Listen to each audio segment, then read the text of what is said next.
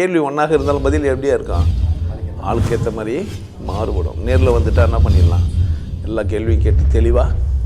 அதுக்கு தான் சத் சங்கம். என்னுடைய நோக்கம் எல்லாம் மனிதர்கள் எல்லாம் மகிழ்ச்சியாக இருக்கணும், அவ்வளோதான். ராமாயணத்து மகா பற்றி ரொம்ப சீரியஸாக படிச்சுக்கிறான் ஒரு மனுஷன். ஃபஸ்ட்டு இப்போ என்ன வாரம் படிச்சுக்கிறேன்னா இல்லையான்னு செக் பண்ணுறான். பிரச்சனை என்னடான்னு கேட்டிங்கன்னா, அங்கே 12, 14, 15 நமக்கு விஷயமே கிடையாது. உனக்கு தெரியுமா தெரியாது எது எனக்கு ராமாயணமோ மகாபாரதமோ இப்போ வேலையே எனக்கு. ராமாயணம் மகாபாரதத்தில் வர்றது அதுக்கு எதுனா ஒரு ஏன்னா நம்ம நிறைய டீகோட் பண்ணுறோம்ல. இப்போ சீதைன்னா உடம்பு, ராமன்னா மனம், மனம் வந்து ஒரே உடம்புல ஞானம் அடையணும் அப்படின்னு சொல்லிட்டு உடனே இப்போது அப்போ 14 வருஷம் 12 வருஷம் என்ன வருஷம் 12 வருஷம் பயிற்சி பண்ணுறதுக்கு 12 வருஷம் ஆகும். வெற்றி அடையத்துக்குன்னு நான் சொல்லினே இருக்கிறேன். அதிகபட்சம் 12 வருஷம், அதிகபட்சம் 12 வருஷம்னா ஒரு செயலை நீங்கள் 12 வருஷம் தொடர்ந்து செஞ்சீங்கன்னா, ஒரு குழந்தை 12 வயசுனா அதோட தன்மை மாறுது. பிப்புட்லேருந்து கிராஸ் பண்ணி வேறு இன்னொரு ஸ்டேட்டுக்கு போகும். இப்போ வந்து அது ஒரு வருஷம் கூட சேர்ந்து 13+ன்னு போட்டு வச்சுக்கிறாங்க ஓடிடியிலலாம். இப்போது இந்த ராமாயணம் மகாபாரதம் ஓடிடியில் இருக்கிறதும் அது இருக்குது. இப்போது நம்பரை சரியாக பிடிக்காம விட்டுக்கிறாரு அவர். 13+ போட்டுக்கிறாங்களா இல்லையா எங்கே ஓடிடியில்? அப்போ அதுக்கப்புறம் நீங்கள் என்ன பண்ணலாம், பவுல் வேட்ஸு வைலன்ஸு இதெல்லாம் என்ன பண்ணலாம் பார்க்கலாம். அது வரைக்கும் என்ன பண்ணோம், நம்ம டிவி போட்டு குழந்தைங்க கண்ணை கட்டிடணும். இல்லைன்னா டிவைஸ் கண்டுபிடிப்பாங்க. 13 வயசில் இருக்கிற கண்ணுக்கு மட்டும்தான் தேடுற மாதிரி. நீங்கள் தமாசா நினச்சிக்காதீங்க, நாளைக்கு அது நடக்கலாம். ஒரு டிவி ஆன் பண்ணால் 13 வயசு கிராஸ் ஆகிதா இல்லையான்னு செக் பண்ணிக்கும் அதுவே. அங்கே ஒரு டிவைடர் வச்சுட்டு அங்கே டிவைஸ் வச்சிட்டோம்னா அது உங்கள் கண்ணை வந்து ரேஸ் பண்ணி கண்டுபிடிச்சிச்சுன்னா அது காலமாக என்ன ஆகும், அது அவங்க தான் பார்க்க முடியும். மற்றவங்களாம் ஒன்றுமே தெரிலன்ற மாதிரி. என்ன தான் இருந்தாலும் இப்போ அது குரங்குக்கு கை இதுன்னு பார்க்கலையே மில்டன். குரங்கு பார்த்துக்கிறியா? குரங்கு பார்த்துக்கிறேன், ஆனால் கையை பார்க்கல. நான் நேற்று கூட கேள்வி கேட்டேன் அந்த ஆனந்த வாழ்வில். ஒரு பெரிய சர்ச்சை போச்சு, நாய்க்கு பாய்ச்சா எத்தனைன்ட்டு. எத்தனை பேருக்கு தெரியும் நாய்க்கு பாய்ச்சாயா? பால் கொடுக்குறது இது இருக்குது இல்லை நிப்பிள் எத்தனைக்குது அது சார்? ஜாக்கெட்டு போட்டு பிரா போட்டு மூடி வச்சுருந்தா கூட நாங்கள் அங்கே பார்ப்போம். அவுத்து போட்டுருந்தா கூட நாங்கள் என்ன பண்ண மாட்டோம், அதை பார்க்க மாட்டோம். எங்களுக்கு அது வேலையா? எங்களுக்கு நான் எல்லாம் பார்க்குது எங்களுக்கு வேலையா? நான் எத்தனை பாய்ச்சல் இதை சுற்றி இருந்தா எனக்கு தெரிஞ்சு எங்கள் அம்மாவுக்கு 2 இருந்தது, எங்கள் அக்கா தங்கச்சிங்களுக்கு 2 இருந்தது, எனக்கு காதலி இஷ்டம் அந்த பொம்பளையும் 2 இருந்தது. அவங்களுதெல்லாம் நான் பார்க்க மாட்டேன், யாரை மட்டும் பார்த்துருப்பேன் வருஷம்.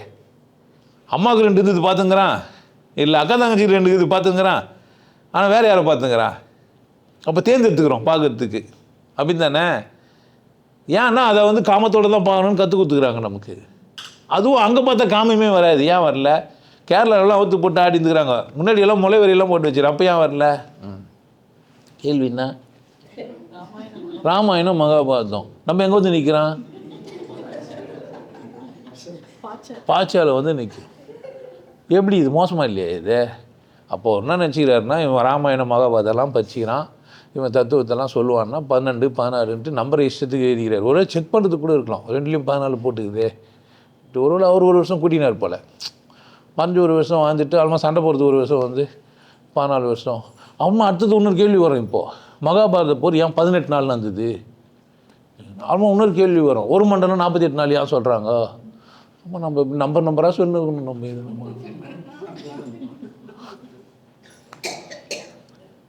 மகாபாரதத்தையும் ராமாயணத்தையும் ஒரே ஆளை எழுதுனா வேறு ஆளை எழுதிக்கிறான், அப்படி தானே?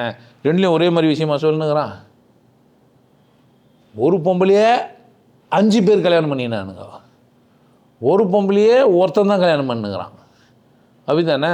ஒரு பொம்பளையே உன்னத்தான் சும்மா தூக்கின்னு போய்க்கிறான். அது மண் கை மேலே படாமல் விரலை உள்ளே விட்டு அப்படியே மண்ணோடு தூக்கின்னு போனான் அப்படின்னா அது ஆச்சரியமாக இருக்குது. அப்போனா என்ன வச்சுக்கிறான் அவன்? பெரிய பொக்லின் மாதிரி இயந்திரங்களாம் விரலில் இருந்துருக்குது. ஆமாம், கையை உள்ளே விட்ட உடனே அப்படியே கூத்தி உள்ளே போய் அப்படியே தூக்கிறான். சீத்தை மேலே ராமனோட கைப்பல்ல காற்று போட்டிருக்காதே, பட்டிருக்கோம். கண்ணு பட்டிருக்குமா? கண்ணெல்லாம் பட்டால் கற்பழியாது, கைப்பட்டால் தான் கற்பழியாது. நம்ம இப்போ கைக்கு நமக்கு ஆணோட பெண்ணோட கற்பு எங்கே இருக்குதுன்னா ஆணோட கையில் இருக்குது. அதுவும் அவர் கேட்பார், கைப்பட்டால் கருப்பு வச்சான்னு ஒன்று ஒரு கேள்வி. அன்றைக்கி ஏதோ ஒருத்தர் கதை எழுதிக்கிறாரு, நம்ம நினச்சிடறாங்க வச்சிரு. அப்போல்லாம் அதுக்கெல்லாம் ஆராய்ச்சி பண்ணி என்ன பண்ணாதீங்க, வீணாக போகாதீங்க. ஒரு கதையை நீங்கள் சும்மா கதையாக பாருங்கள். அதுலேருந்து என்ன தேவையோ அது மட்டும் எடுத்துங்க. அதில் எல்லா கதையும் சொல்லி வச்சுக்கிறேன். பாக்கிக்கு எல்லாம் உதவும் நினைக்கிறீங்க?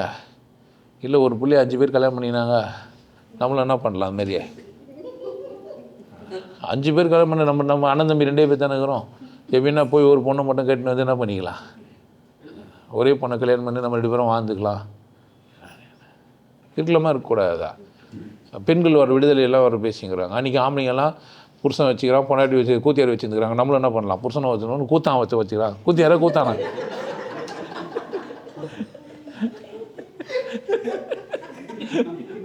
இப்போ ஸ்டெப் நிற்கிறாங்க, ஸ்டெப் நன்கிறானே இருக்கலாம். யோசிக்கலாமா இல்லையா? உனக்கு மட்டும் சைடெல்லாம் இருக்க, எனக்கு இருக்கக்கூடாதா? ஆமாம், இவர் எங்கள் வீடுங்க, அது அவர் எங்கள் சின்ன வீடுங்க. ஆம்பளைக்கு தான் சின்ன வீடு நம்ம, பொம்பளைக்கு சின்ன வீடு கிடையாது. இல்லைங்க, பொம்பளைங்கள்லாம் பெரிய வீடு வச்சுப்போம், இவர் சின்ன வீடுங்க. இல்லை, இவர் வீடுங்க, ஒரு பெரிய வீடுங்க, இப்படிலாம் கூட சொல்லிக்கலாம் தானே. அந்த மாதிரி அதுக்கு மகாபாரதத்தில் மாதிரி சொன்னாங்களான்னு சொன்னால் நம்ம என்ன பண்ணுறது? உன் விருப்பத்தில் நீ வாழ போகிற. இதுக்கு யாரோ ஒருத்தர் என்ன பண்ணுற? துணைக்கு, சாட்சிக்கு கூப்பிட்டுனுக்கிறேன். மகாபாரதத்தில் 14 வருஷம், ராமாயணத்தில் 14 வருஷம். இதுக்கு எதனா மீனிங் இருக்குதான்னா எல்லாத்துக்கும் ஒரு மீனிங் அவன் வச்சுருப்பான். யார்? ஏதுனும் வச்சுருப்பான். உனக்கு எந்த மீனிங் பிடிக்குதோ என்ன பண்ணிக்கலாம்? எடுத்துக்கலாம், தப்பு கிடையாது. ஏன் மீனிங் எல்லாம் அங்கே உட்காந்து கேட்டு நேரம் வந்தோமா, பயிற்சி பண்ணோமா, உபதேசம் வாங்கினோமா, வேலையை முடிச்சோமா, கடவுளை தெரிஞ்சு எதுவும் நான் தான் சிம்பிளாக ஆகிடுச்சு தானே. நான் சொல்கிறதுல எதனா முரண்பட்டேன், நீங்கள் சொன்னதில் இது தப்பாகுதுன்னு சொன்னால் அப்போ என்ன பண்ணலாம்? நீங்கள் ராமாயணத்தில் இப்படி சொல்லுது, நீங்கள் அப்படி சொல்கிறீங்களேன்ட்டு. ராமாயணமும் மகாபாரதமும் எப்படின்னா வாழுங்கன்னு சொல்லுது. உண்மையாக என்ன சொல்லுது ராமாயணமும் மகாபாரதம்னா? வாழ்க்கை எப்படி இருக்கான்? எப்படியோ இருக்கும். ஒரே கதைக்குள்ளே எப்படியெல்லாம் சொல்லி வச்சுக்கிறானுங்க. இவர் ஒரு பொண்டாட்டி கூடவே வாழணும்னு சொல்கிறார். ஒரு பொம்பளைக்கு 2 பேர் சண்டை போட்டுக்கிறாங்க, மறைஞ்சிருந்து அடிச்சுக்கிறாரு. ஏன்டா ஒரு பொம்பளைக்கு 2 பேர் சண்டை போட்டுக்கிறீங்க? ஒருத்தனை வச்சுட்டு ஒருத்தனை கூட வாழ நிற்கிறார். நியாயமா இது? அப்போ ராவணன் விட்டுட்டு போக வேண்டியது தானே இவர்? வேலைக்காகாது பீஸு. அப்போ இவருக்கு ஒரு நியாயம் வச்சுன்னு அவங்களாம் பண்ணுறாரு. இப்போ ராமர் மாதிரி வாழலாமா? அடுத்த வீட்டு கதையில் போய் அவனுக்கு ஒரு பொண்டாட்டி 2 பேர் சண்டை போட்டு நான் போய் காப்பாற்றினாருன்னா சொம்மனா உங்களுக்கு பட்டிமன்றம் நடத்துறவங்களாம் அது பெருசு கிருசுன்னு சொன்னால் நீங்கள் என்ன ஆகிட்டீங்க? அதே கதையாயே 2 பேர் சண்டை போடும்போது ஒருத்தர் மறைஞ்சி சாவிச்சிட்டார் தெரியுமா உங்களுக்கு? ராமரை ஏன் அதுமாரி சாவிச்சார்? ஏன் 2 பொண்டாட்டி கூட வாழ்ந்துட்டு ஒரு பொண்டாட்டி 2 புருஷனை கூட வாழ்ந்துட்டு போமான்னு சொல்ல வேண்டியது தானே. அவர் ஏன் காரணம்னா அவர் மகாபாரதம் படிக்கலை. ராமர்கிட்ட என்ன பண்ணியிருக்கணும்னா மகாபாரதத்தை போய் குத்தி இது படுறா பாரு 5 பேரை கூட வாழ்ந்துக்கிறாங்க, இல்லை அவங்க 2 பேரை கூட வாழ்ந்துட்டு போட்டோன்னு சொல்கிறா. ஏன்டா ஒருத்தனை சாவடிக்கிற கொலகார பாவி, உன் மேலே சாபம் வந்து விழாதா? இதுவரை மறைஞ்சிருந்து சாவிச்ச வீரன் இல்லை நீ கோழன்னு சொல்ல மாட்டாங்களா? பின்னாடி உன் பேரில் அசிங்கம் வரும்டா அப்படின்னு சொல்லிக்கலாம் தானே. கதை எதிர்க்கு இதெல்லாம் தெரியாமல் எதிர்க்காரு. அவருக்கு தோந்தெல்லாம் ஏறிட்டார். நீங்கள் தான் என்ன சொன்னிக்கிறீங்க? இது நியாயம் அது நியாயம் இல்லைன்னு சொன்னிக்கிறீங்க. அவருக்கு நான் வந்தேன், அவர் தோன்றதெல்லாம் அவரே சொல்லிட்டு போயிட்டார். அப்போ நியாயம் எத்துக்கு மாறன்றார். நியாயமும் தர்மமுன்னாவும் காலத்துக்கு இடத்துக்கும் ஆளுக்கு ஏற்ற மாதிரி மாறும். எல்லாருக்கும் எல்லாம் பொருந்தாது. உங்களுக்கு எல்லாருக்கும் ஒரு விஷயம் சொல்கிறேன். ஆனந்த வாழ்வு அப்படின்ற ஒரு கோர்ஸ் யூடியூப்பில் போட்டு வச்சுக்கிறேன். Happy life course. நீங்கள் மெம்பர் ஆனீங்கன்னா ஆனந்த வாழ்வு கோர்ஸை நேரடியாக நீங்கள் யூடியூப்பில் பார்க்கலாம். ஃபேமிலியாக டிவியில் போட்டு என்ன பண்ணலாம்? எல்லாரும் ஃபேமிலியாக போட்டு பார்க்கலாம். ஒருத்தர் தான் சப்ஸ்கிரைப் பண்ணீங்க, 5 பேர் 6 பேர் என்ன பண்ணலாம்? நீங்கள் அதை பார்க்கலாம். வாய்ப்பு பயன்படுத்திக்கப்பா.